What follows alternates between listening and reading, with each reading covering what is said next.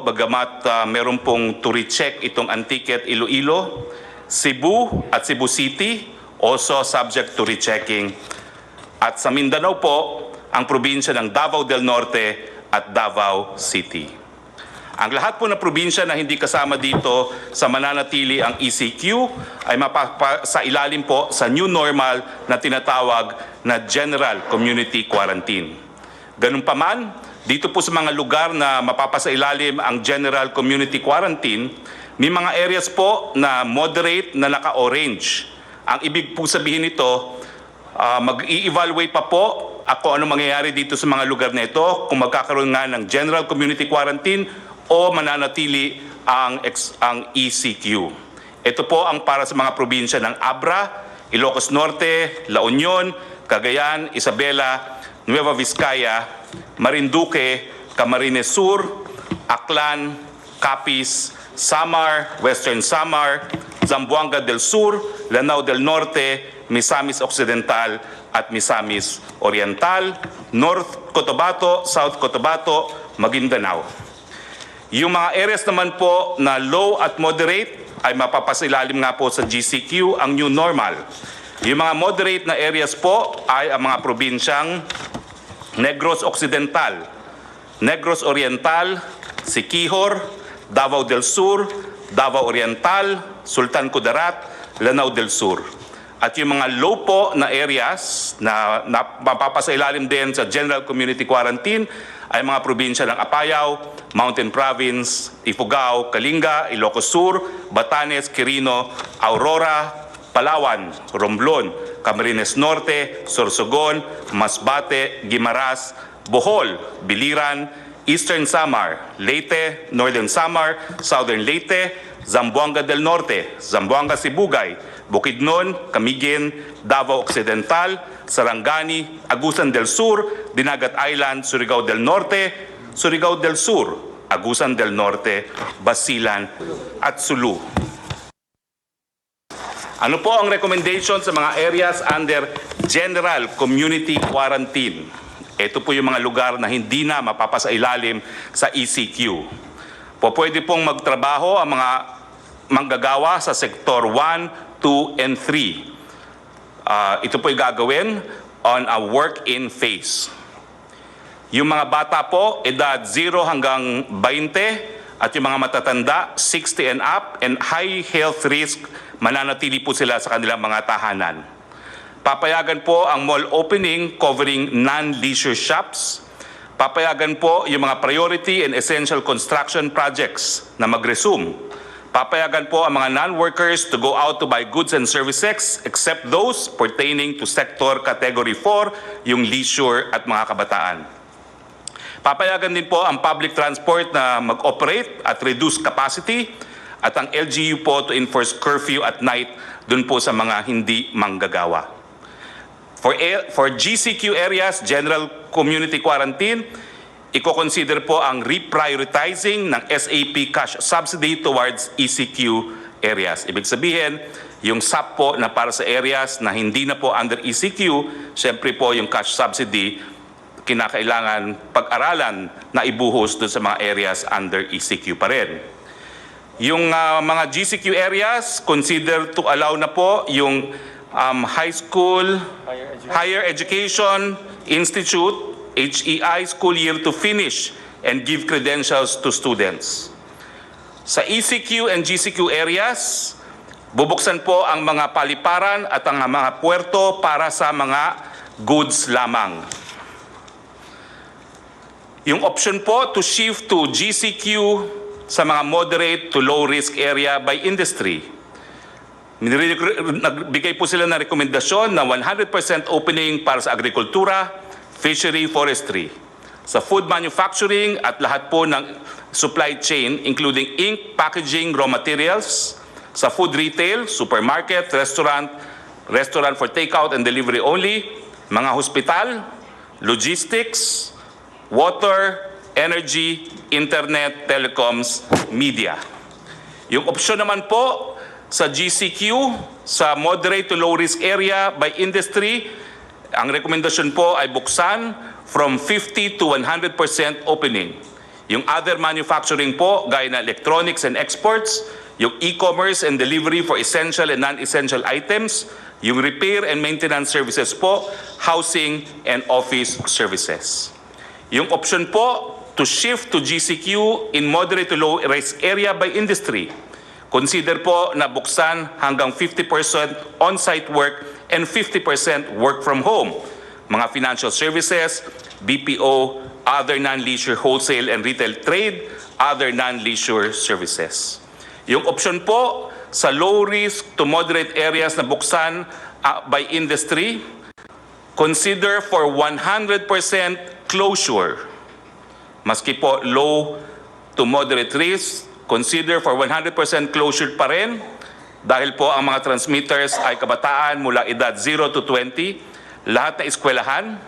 I-consider po ang late opening sa Setyembre except po sa online learning, yung leisure, amusement, gaming, and fitness, yung kid industry na tinatawag, turismo, all gatherings including religious conferences at iba pa, limited opening po ng malls at limited opening ng construction.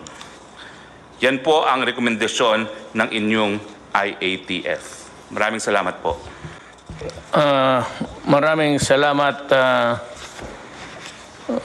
Presidential Spokesman or the new spokesman of the government sa Executive Department. Alam mo, wala tayong magawa. Ito, kita mo, Navy itong hindi na wala tayong kaya sa Navy. May mga barko bangka lang yun akin sa Davao. I have to do it because everybody's doing it. It's wearing a mask. Ni ako mismo, hindi ako, I cannot guarantee or anybody else for that matter in this table na hindi tatamaan. We are all at risk. But do not increase the odds or the chances of getting it. I never said I will declare martial law kasi martial law para lang yan sa mga rebelde, para sa mga komunista. Now, let me be very clear on this.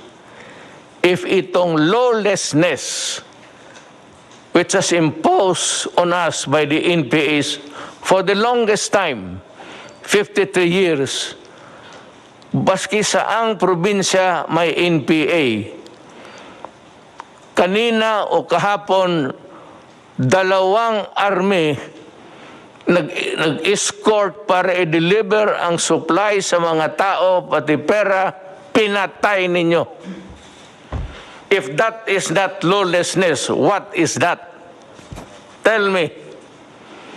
Kaya ngayon, pag nagpatuloy kayo ng lawlessness ninyo, patay dito, patay doon, and it's happening all over the Philippines, maybe I will declare martial law because kayong mga NPA ang numero 1. Kinukuha ninyo yung mga tulong sa tao, pati yung supply pagkain nila.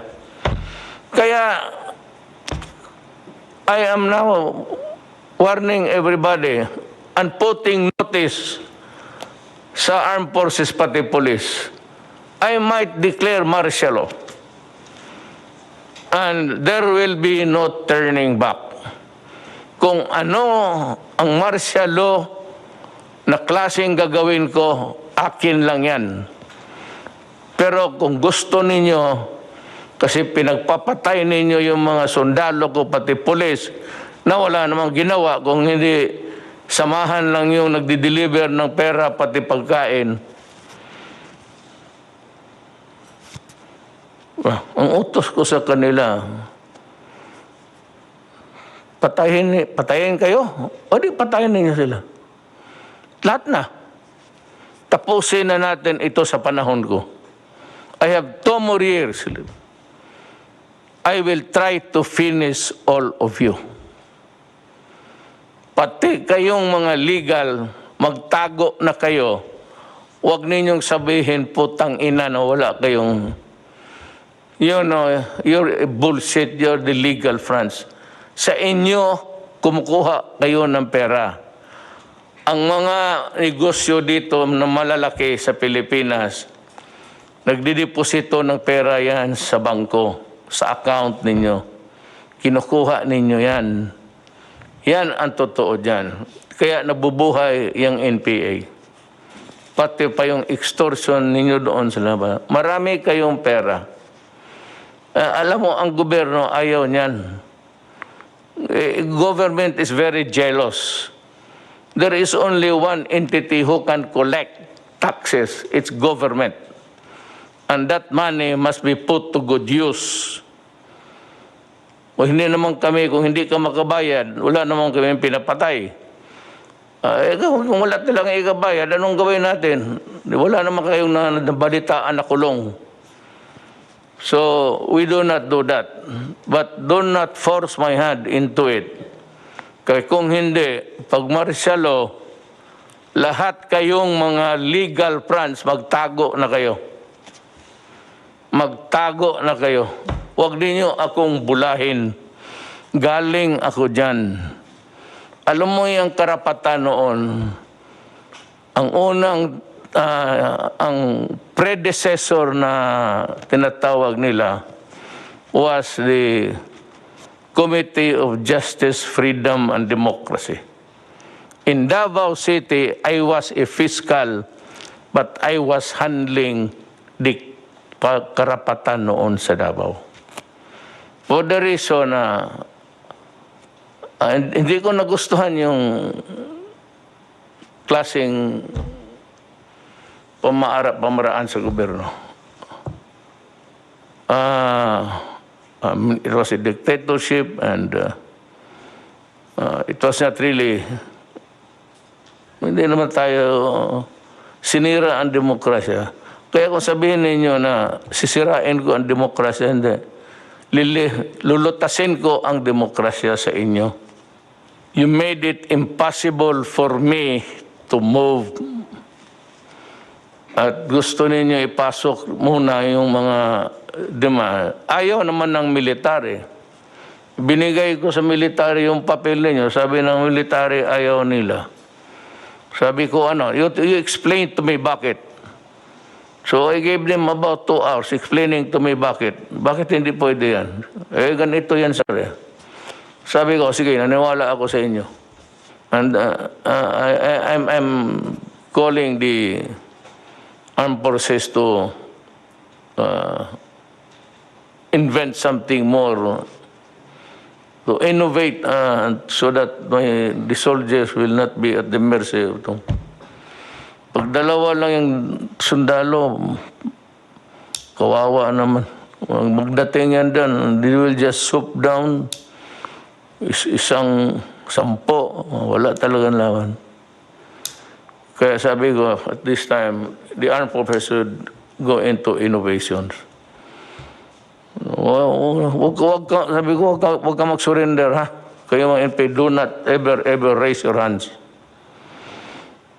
Kasi ang order ko, kung lumaban ka na. Huwag kang mag-surrender.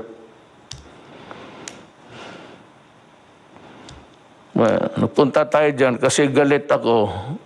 Kasi pinapatay ninyo yung tulong sa tao. Yung tulong sa tao will continue. We will not reduce the volume at this time, but we are running low of funds. Secretary Dominguez might want to tell us what he is doing and planning to do so that we can have the level of the money supply so that we can maintain our assistance to everybody. Sani? Tagalogin mo lang, Sani. Maraming salamat, Mr. President. Ang katotohanan po, ang budget natin para sa 2020 ay 4.1 trillion pesos. At so far, ang nagastos po natin is already for this COVID is na hindi natin plinano ay 352.7 billion pesos na. At masasabi ko po na so far, na-finance natin na itong amount, na-finance natin partly sa tax collection, pero bumababa na ho yung tax collection natin. Ang balanse, pininanso natin sa sarili nating savings at humiram pa tayo ng pera sa sa mga multilateral agencies kagaya ng ADB at World Bank. So far ho, sufficiente po yung cash natin, pero naiipit na po tayo sa budget budget allowance natin. So yan po ang problema natin ngayon. May cash ho tayo, pero wala ho tayong authority gumastos ng ganong kalaki. So we're making sure na lahat ng gastos natin ay number one, for the benefit of yung pinakamahirap sa bayan natin. At rinireserbaho natin yung balanse para sa mga build projects natin, para pag natapos na itong COVID, may pera tayo pang invest sa build ho. At saka we will create jobs and we will create business opportunities with that. Thank you ho. Actually, what Sunny is telling us is that there's money for now. Because, alam mo, yung budget nga natin, yung ginawa last year to be implemented now, walang COVID dyan. So, Department of DSWD, Highways, Department of Trade and Industry, yan, Health, yan, nakaplantsa na yan. So, ngayon, pagdating ng COVID, tanggalan ko yan ng mga proyekto dito sa highways. Yung highway dyan, wala na muna yan. Sabihin ko kay Tugadi, huwag na muna yan. Minus yan. Lahat para makapag-ipon at kinuha na yung budget, na yung regular budget sana, kung walang COVID, going smoothly to be implemented this year. But because of the COVID, yung first and second, third quarter, alam mo wala yung pera. Sabi ko, hangin lang yan. Yung sinasabi ni isa pang itong walang alam na ugok ito si Trillanes. Nagsasalita ng trillion ng hangin. Trillion of cubic meters of air in your head. And it is too tight. That is why para kang buang sa salita ka ng trillion. Kaya ikaw yung putang ina pa, rebuilde ka pa dyan. Hindi ka pala marunong eh. Kita mo kung nanalo kayo, ano yung nangyari sa Pilipinas? Puro porma, puro hambog, puro hamon, at batukan mo raw ako. Sabihin ko sa driver ko, sampalin ka. Ang driver ko lang, utosan ko, kay handyan ka lang. Ang tingin ko sa iyo, ka-level mo, driver. Ulol. Yan. So, yan ang ating, kinukuha na natin yung mga projects this year. Wala na sabihin, kalimutan mo na muna yung that was prepared. Preparado na yun. Eh, dumating COVID. Wala. Ito. What we are making sure, and Sunny has said earlier in the previous meeting, that if the funds are not sufficient, they will have to borrow. Then,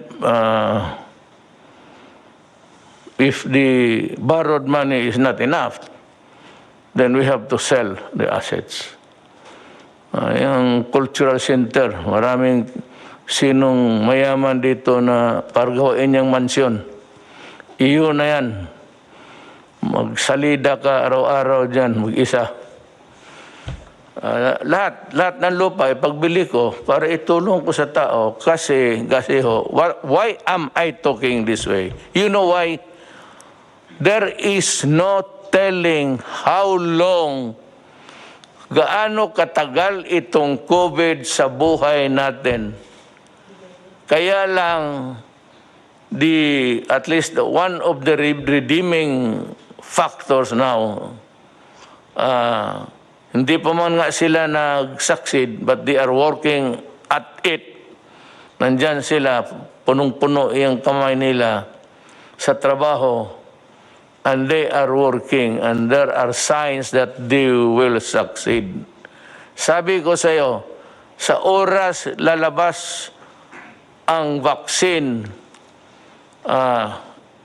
i-lift ko kaagad. I-lift ko, wala nang seremonya. Huwag na kayong maghintay, basta pagsabi may vaccine. And by the way, yung 10 million ko na sa ating mga scientists dito sa Pilipinas, yung mga doktor, mga ano natin, the bright Filipinos who are there working day and night, trying to find out how to combat COVID, I'm raising the bounty to 50 million. 50 million ho ang ibigay ko sa grupo because it is a collegial thing, hindi naman sa isang tao.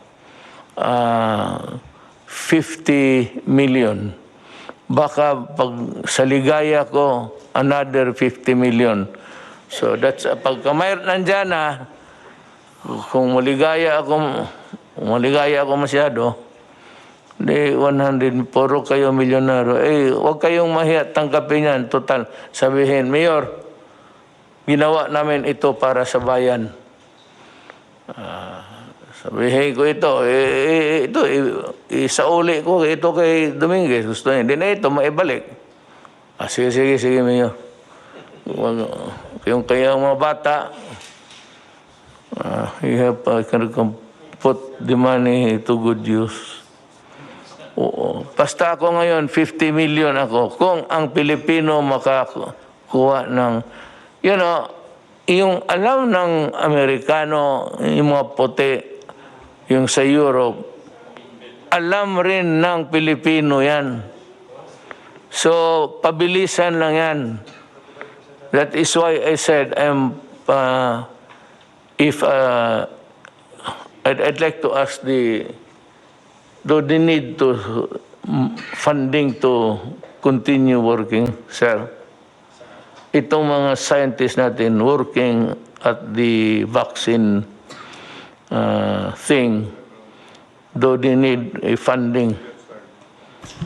Yung pong PCHRD, which is I think attached to the Department of Science and Technology, meron naman po silang pondo para sa pagpapatuloy na pananaliksik o research for vaccine production. But I'm not sure if this particular vaccine that they are developing is specifically for COVID-19. Aalamin ko pa po kung isinama na po nila ito sa kanila pong kasalukuyang research work. Well, anyway, whatever it is, as long as they are working on to find out, to discover COVID, it does not really matter to me. What matters to me is the let me use that, is the dedication and the load of work that they are performing. So, kung kailangan nila ng additional funding, all they have to do, I'm announcing it, is magsabi rin sa iyo. And I'd be glad to kung hindi masyado malaki, I said, ipitay sa pera, I will readily give it to them. I'd rather spend all of our money in connection with COVID. Discovery, assistance, lahat. Kaya dito nakatutok tayo. Every time that we meet, ladies and gentlemen, hindi tayo lalabas sa COVID. COVID lang tayo. Huwag tayo na ngayon, nagsalita ako ng komunista. at ito mga putang ina mga komunista dito. Kasi ang sa COVID na mangyari, maraming gutom, maraming hindi nakakain, maraming hindi nakakatanim. So walang pera. That is why papasok ang gobyerno, tulungan sila. Kaya naman, pinagbabaril itong mga putang inang NPA na ito, kaya napunta tayo doon. But that is COVID connected. Because nagkasakit o hindi makapaghanap buhay because of COVID. You have to connect. Hindi sabihin mo, rumble on. Itong mahilig, itong mga gagong sabi, try to rumble onto some other matters and mumble. Alam mo ganito, itong mga putang ina, di ba matay itong mga putang ina to. Marinig niyo yan. Tapos mambling. Basta, I am just putting notice to everybody that itong komunista, malaki ang gastos natin. Do you know how much we spend sa isang putok lang? Marinig mo man yan. Brrrr! Isang putok yan, 35 pesos. Tang-ina ninyo. Yung 35, ilang ilang sundalong yan. Abusaya, pati kayo mga komunista. Ilang 35 pesos yan. Yung bala ninyo, yun yung bala ng mga sundalo na pinatay ninyo. Kaya ginagamit ninyo pera ng tao pagpatay ng sundalo. Kuha ninyo. Yung mga mortar ninyo, those are the armaments and equipments na nakalkal ninyo sa mga patay na sundalo. Yan pinaputok ninyo, pati pinaputok ng sundalo, pera ng tao yan. But you are not the government. Sige. Yan ang history ng COVID. You will always be a part. Someday, if we will write a narrative of the COVID, nandyan talaga kayo sa isang chapter sa putang ina para sa inyo. You see how you punish the Filipino people for your ideology. Kayo mga NPA na kikinig, sumurinder kayo. Kagaya ng ginawa ko sa Mindanao. Bibigyan ko kayo ng bahay, bibigyan ko ng hanap buhay. Huwag ninyo agawin yung assistant dyan. Kaawa naman yung tao. Pagkain nila yan, kunin ninyo. Wala na. Para na rin pinatay mo yung mga pamilya dyan sa mga lugar na hindi maabot ng sundalo. Ang nakakarating dyan yung mga walang armas yung mga DSWD. Pero yung mga escort, pinapatay niyo. That's why I'm asking the armed forces now and the police to reconfigure, kasi marami na akong patay, to reconfigure how to go about escorting the health workers. Pakinggan natin si Department of Trade, yung dandahan na pagpasok ng ibang sektoro. Tagalog na lang po kayo. Okay po. Dito po tungkol sa ECQ. Sa you ease up the quarantine to allow certain sectors. Ikaw ho ang nakaalam niyan.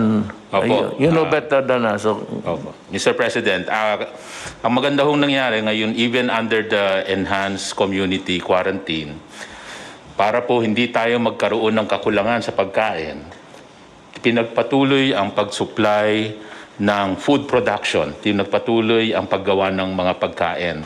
Tulad ng mga canned sardines, gatas, instant noodle, yung mga basic manufactured products para parating marami hong supply sa grocery and supermarket. Dahil po kahit community quarantine, ito po yung mga inalaw na mag-operate. So inalaw po ang food production, inalaw po ang mga essential products tulad ng sabon for hygiene, sabon, shampoo, pati ho yung essential din po yung mga alcohol para ho sa mga panahon ngayon. Yung iba hong hindi essential products, hindi ho muna natin pina-operate in keeping dahil po gusto po natin ang mga taong bayan as much as possible nasa bahay. Kaya ho piling-pili lang yung pinayagan natin, yun dun lamang sa makakatulong sa food availability. Hindi tayo magkaka-shortage kaya pinapaalala natin sa taong bayan na huwag magpapanik dahil kahit ho naka-enhanced community quarantine ay napakadami ho nating pagkain, yung supply. In fact, dahil sa pagmi-meeting ng ating IATF, eventually, inaalaw po natin kahit lagpas 50% yung skeletal workforce. Hindi na skeletal workforce na 30% lamang ang allowed. Kailangan more than 50%. Ibig sabihin, maraming tao. Para ho, ang ating production rate umabot sa 80 to 100%. So, para hindi magkaroon ng shortage. Pangalawa ho, yung ating mga finished good inventory, yung mga gawa na produkto, ay more than 2 weeks, 2 linggo equivalent. Hindi tayo magkukulang. At yung raw material na ipoproduce pa lang para gawing finished goods, mga 45 days, lagpas sa 1 buwan. So, ibig sabihin ho, marami ho tayong pagkain. So, yan po yung mga iba sa mga inaalaw ngayon na dito sa environment ng ECQ, food products, essential products. Allowed din po siyempre yung iba hong operation tulad doon ng mga bangko para ho may mga gusto mag-withdraw sa ATM, may mapa-i-allow po yon. Siyempre po, agriculture products, doon magsisimula yung pagkain, allowed din po yung mga ganitong activity. Ang nakabitin na lang po ay yung sa construction, yun po yung pag-uusapan pa moving forward. Pati ho yung sa mga SMEs, yung mga malls. Kasi ho, pag yun ho, maramihan kasi. Kaya worried din ngayon po yung grupo natin kung i-open ho ba natin ito dahil contrary to dun sa gusto natin mangyari na panatiliin sa bahay ang mga taong bayan. Pero ho, ito ho ay pag-uusapan pa. Yung mga iba hong mga essential activities, so inaalaw naman po during the enhanced community quarantine. Ang isa pa hong sinisigurado natin ay ang pricing, wala hong profiteering or wala rin yung nagsasamantala sa hoarding. At dyan po, nagsama-sama po ang DTI, ang PNP, CIDG, NBI, DA at saka DOH. Diyan po marami, over 500 na po ang ating mga nahuhuli na mga profiteers at mga hoarders. Kaya babalaho talaga yan. Isa pa hong magandang nangyayari ngayong ECQ ay yung mga manufacturers natin na re-repurpose. Yung mga dating hindi gumagawa ng mga face mask or hindi gumagawa dati ng mga personal protective equipment, ngayon ho ay gumagawa na sila. Tulad ho nung mga mask na suot natin ngayon ay yung iba ho dyan ay ginagawa na ng mga manufacturers natin ngayon. Kahapon lang ho, Hanap ka, bigyan mo sana. kahapon lang ho ay inalaw po natin, nag-turnover tayo ng 10,000 pieces ng PPEs out of the 300,000 na PPEs at yun po yung donation po ng San Miguel Corporation para ho sa PGH, tinurn over po natin sa DOH.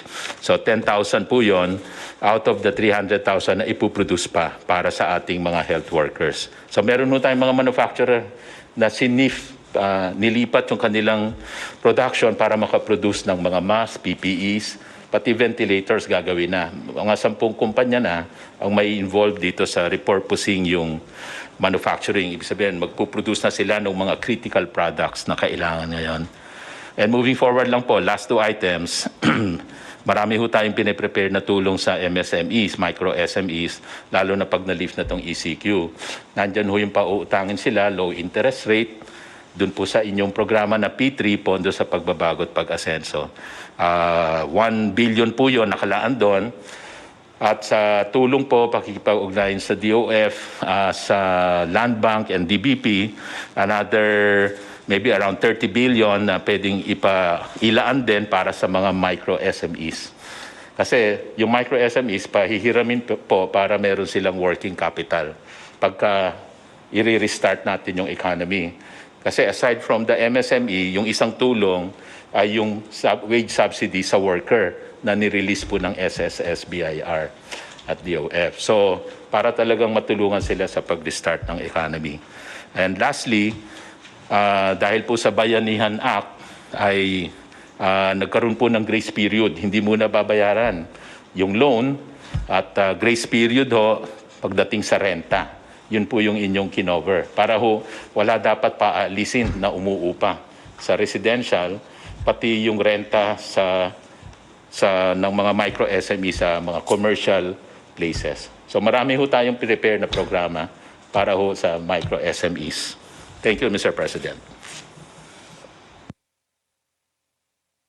Salamat, Secretary Lopez.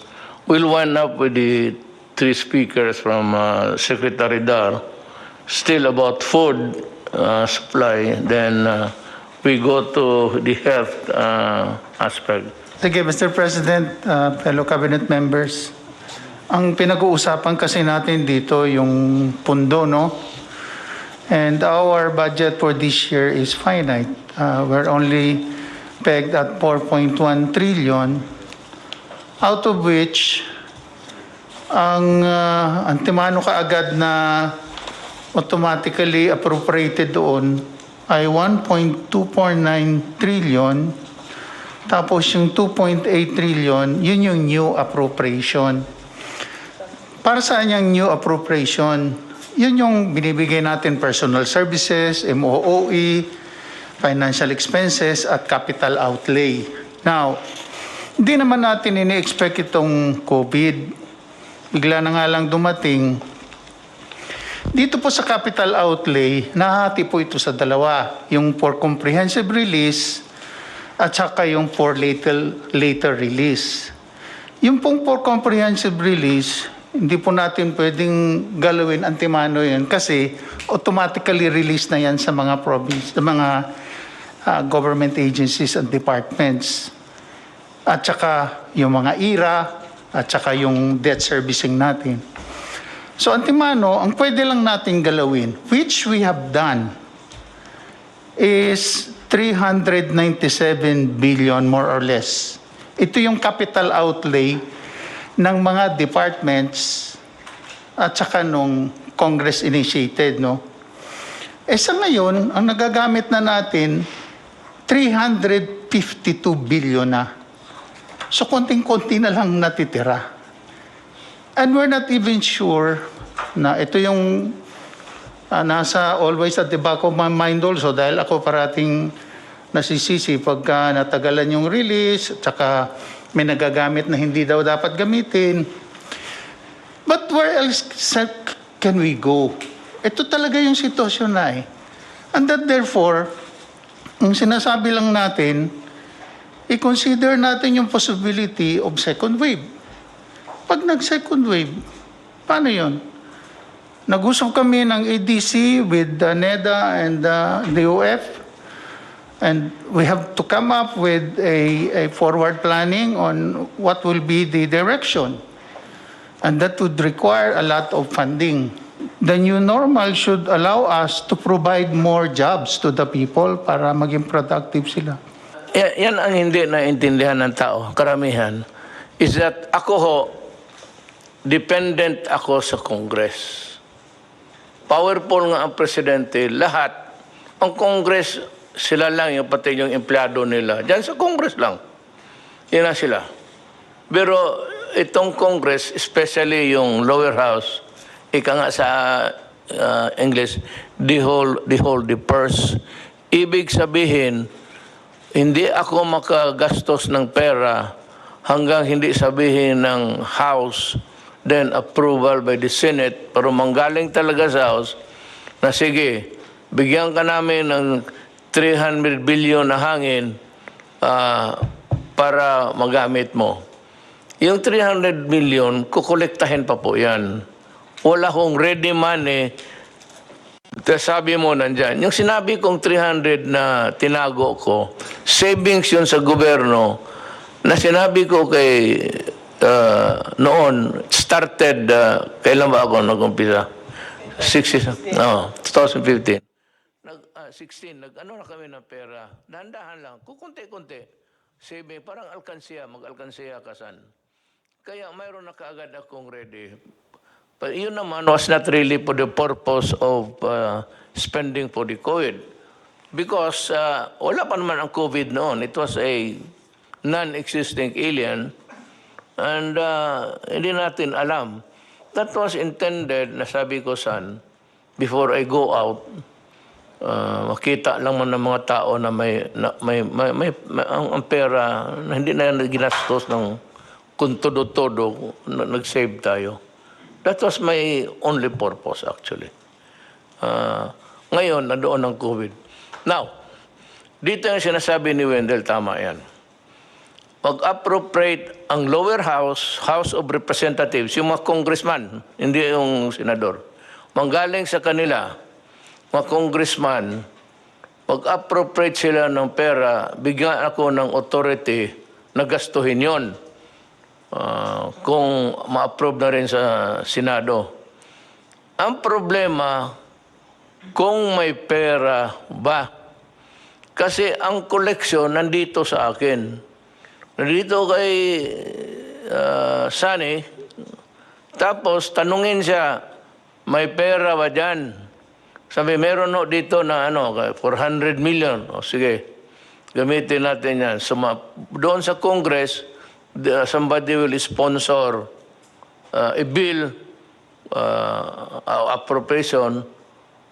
It has to be sa budget. Ang sabi ni Wendell na tayo supplemental budget. Kung may pera, pero kung walang i-appropriate because there is nothing to appropriate. Wala tayong ma-appropriate kung walang pera. That is why sabi it's dwindling, paliit ng paliit. Because ang inasahan natin na first quarter, second quarter, na collection, wala na. Napurnada na because sarado ang mundo. Ang komunidad hindi gumagalaw. Wala na nagtrabaho. Lahat tayo, pati ako sa puro papel. Isang katerbang papel. Yun lang man to. Dinala sa bahay ko. Babasahin ko lahat yan. Hindi ako nagpipirma ng hindi ko nababasa. Tapos, para hindi tayo masabit. Tapos, yan ang trabaho ko. Wala nagtatrabaho. So, yan ang problema ngayon. It's really a question of money. Money has always been since time immemorial.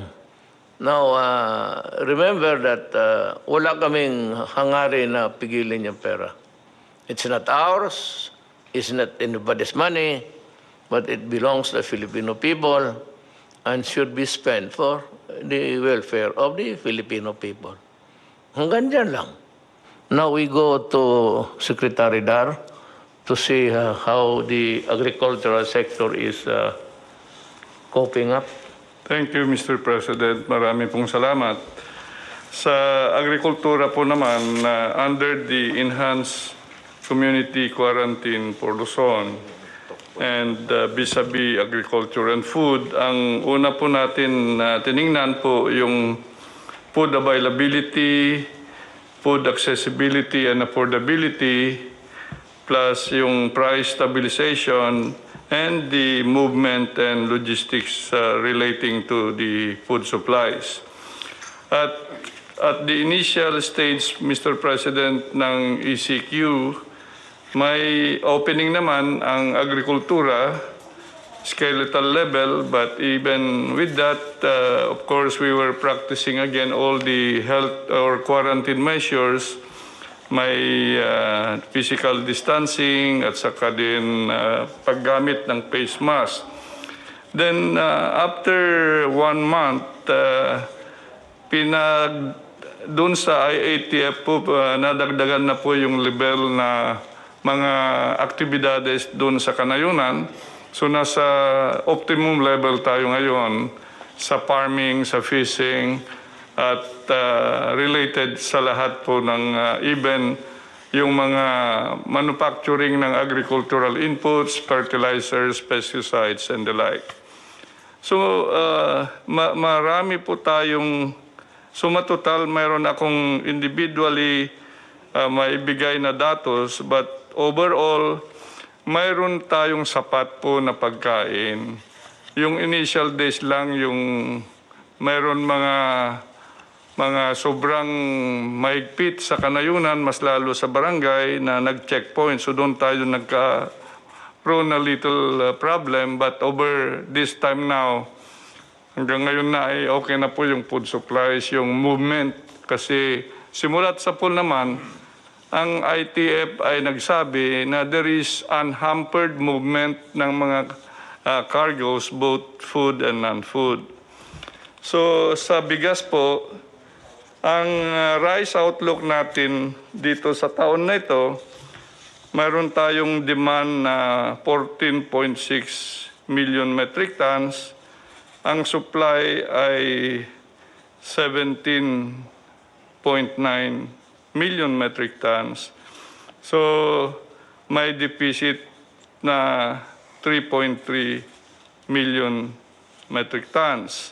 Pero gumawa na tayo ng mga hakbang para ang ending sufficiency level natin sa taon na ito ay from a level of 87% lang po kasi ngayon yung naproproduce natin dito sa bansa.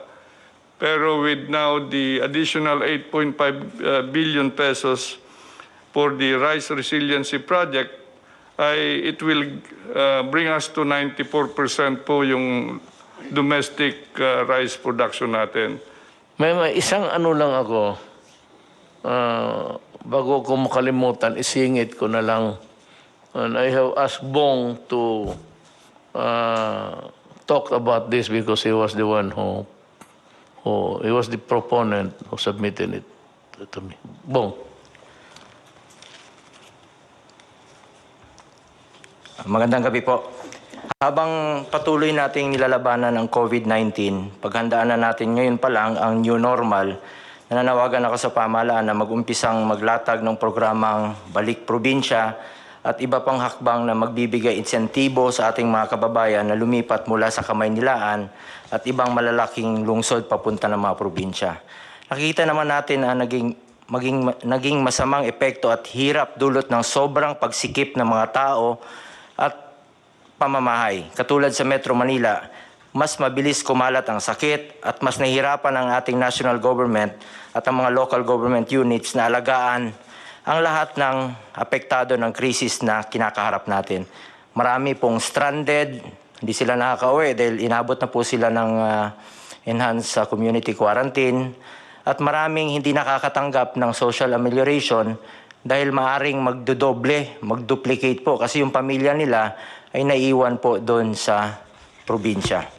Marami na tayong natutunan sa krisis na ito tulad ng hirap sa dulot ng pagkumpul-kumpol ng tao sa mga syudad.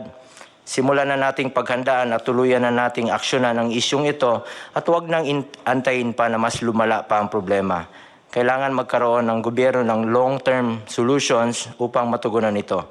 Dahil sa kakulangan ng pangmatagalang urban planning at rural development sa mga nakaraang dekada, nagsipuntahan ang maraming mga probinsyano sa mga malalaking lungsod dahil andon ang oportunidad sa hanap buhay. As soon as the enhanced community quarantine is lifted and travel is gradually normalized, the government must encourage Filipino families to move out of Manila and other metropolitan areas. Government must provide them the means and incentives to go back to the provinces For good, LGUs must also ensure that necessary quarantine measures and mass testing for COVID-19 are in place to prevent those possibly infected from spreading the disease. Ilipat natin ang mga tao sa tamang panahon at kapag sinabi na ng ating health experts na ligtas na gawin ito, pero ngayon pa lang kailangan ihanda na natin ang ating mga probinsya. Dapat masiguro na may kapasidad ang mga probinsya na maalagaan sila at mabigyan ng matitirhan, makakain at ikabubuhay.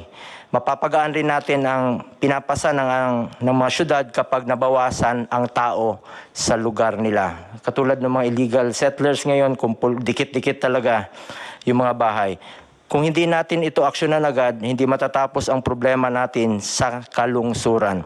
Sa programang Balik Probinsya, mapapabilis din natin ang pag-unlad ng mga kanayunan. Sa paghihikayat sa mga mamumuhunan na magbukas ng mga negosyo sa mga lalawigan, magkakaroon ng mas maraming oportunidad ang mga kababayan natin. Hindi na nila kailangang lumuwas pa ng Kamaynilaan at lumayo sa kanilang mga mahal sa buhay o kanilang mga pamilya. Kaya mahalagang magbigay din tayo ng mga insentibo sa mga negosyante o mga mamumuhunan ito. Kami po ni Pangulong Duterte ay probinsyano rin, taga Davao, taga Mindanao. Doon po kami lumaki at tulad ng iba pang mga probinsyano, doon rin namin nais bumalik pagkatapos ng aming pagsiservisyo sa bayan. Dapat tayo po ang mag-provide, ang gobyerno, ng mga buses o barko o anumang transportasyon para makabalik na sila sa kanilang mga probinsya. Magtulungan tayo, magbayanihan po tayo para malampasan ang krisis na ito.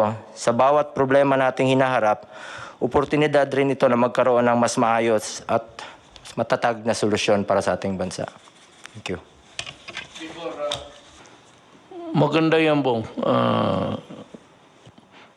Go home to the province. They have the means of going back there. And there is a promise kasi kung what they would give them is hope. Importante yan. Yung that if they go there, some of them might really leave the city of Manila or its environment with a heavy heart. But we have to provide the transportation at sabihin natin, if you go back, ganito. What is really very important is we give them hope. It's a very important yung hope ng tao. So, si Secretary Lopez.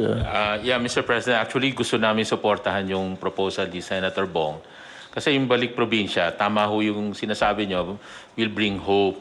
Kaya kami pwede nating masuportahan yun by pushing yung investment papunta doon. How do we push it?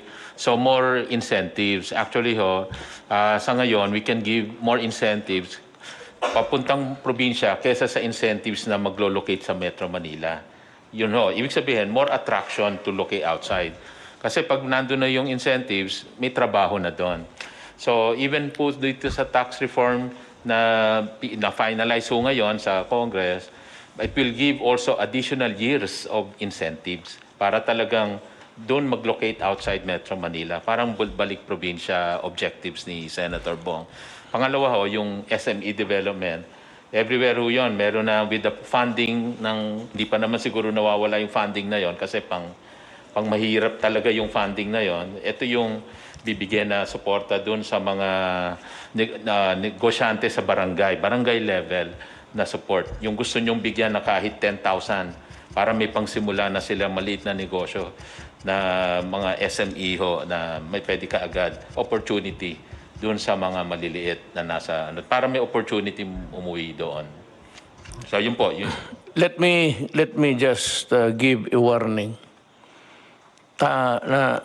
Alam mo, sabi ko, wag sa panahon ko. Pag sa panahon ko, talagang yayarain kita.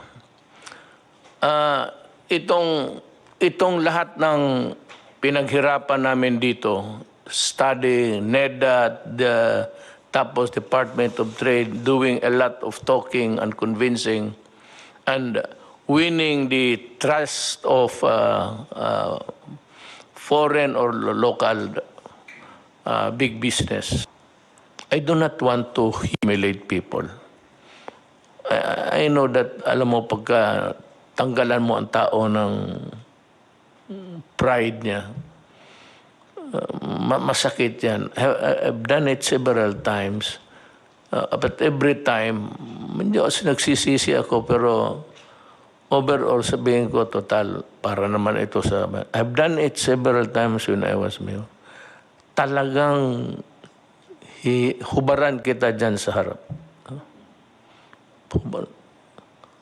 At baski regional director ka, patitindigin kita dyan sa harap ng Malacanang. Mamili ka. Totoo.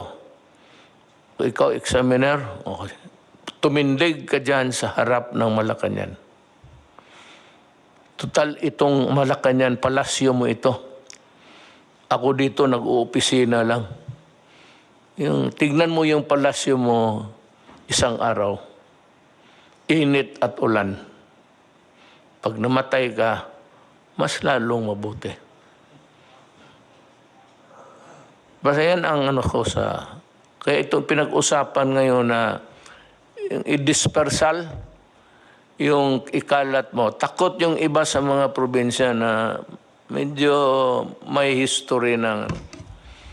Ako ayaw kong maghiya ng gobernador, mayor, sino ba naman ako, mayor lang rin. But you know, I have a more a greater burden, yung pinapasaan ko na trabaho para ito. Medyo sagrado sa tao ito. So we take our oath of office. We are very proud. Presidente na ako, tapos gano'n, gawain ko talaga lahat. So, gusto ko lang ipakita sa mga tao, beginning ito, na paano sugpuin ang mga magnanakaw sa gobyerno. Pero ito ang igarantiya ko sa iyo. Putang ina ka, hubaran kita dyan sa harap ng tao. Our country comes first to us. Mahal ko ang bayan ko. Mahal natin lahat. Gaano man tayo kaliit. Well, anyway, that's... I'm just talking about life. Buhay ba ng tao?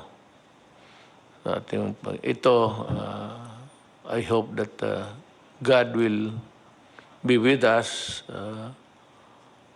May sarili akong Diyos na doon ako nakatutok to help me because I'm having a hard time carrying the load of the nation. Nung nakapag-ECQ po tayo, nagkaroon po tayo ng sapat na panahon kahit na papano na maihanda po at mapaunlad ang kakayahan ng ating pong sektor ng pangkalusugan, ang mga ospital, ang ating pong mga beds, ang ating pong mga ventilator machines, ang ating pong mga isolation rooms, ang ating pong mga quarantine facilities. Ay nakita naman po ninyo siguro, Mr. President, yung ating PICC, ang ating pong World Trade Center, ang ating pong Rizal Memorial Complex, ang ating pong New Clark City Athletes Village, at mga iba pa pong mga bagong gawang mga quarantine facilities, ay talagang yan po ay napalawig na po natin, napaunlad na po natin ang kanilang kapasidad.